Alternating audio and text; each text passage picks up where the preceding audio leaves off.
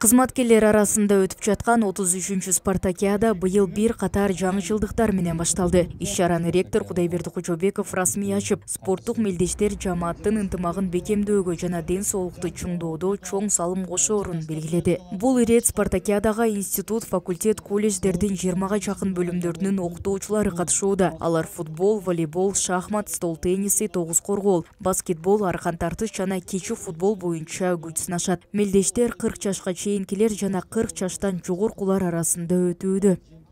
Бул спартакиадага 20-га жакын институт, факультеттердин курамдары түзүлдү.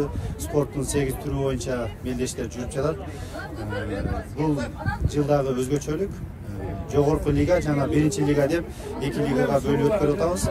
Бул жылкы спартакиаданын өзгөчөлүгү мелдештин жогорку жана биринчи лига форматында уюштурулуп жатканы. Мында ыкма атаандаштыкты тең салмактап, бардык командаларга жеңишке жетүү мүмкүнчүлүгүн түзөт. Мелдештер эс алуу күндөрү өтүп, окуу процесси үзгүлтүккө учурабайт. Спартакиаданын жыйынтыгы декабрь айынын соңунда чыгарылат. Жеңүүчүлөргө кубок, диплом жана жалпы 240 000 сомдук байге фонду тапшырылары айтылды. Мерим Айтмаматова, Бийкелди Абжапаров, Ошму жаңылыктары.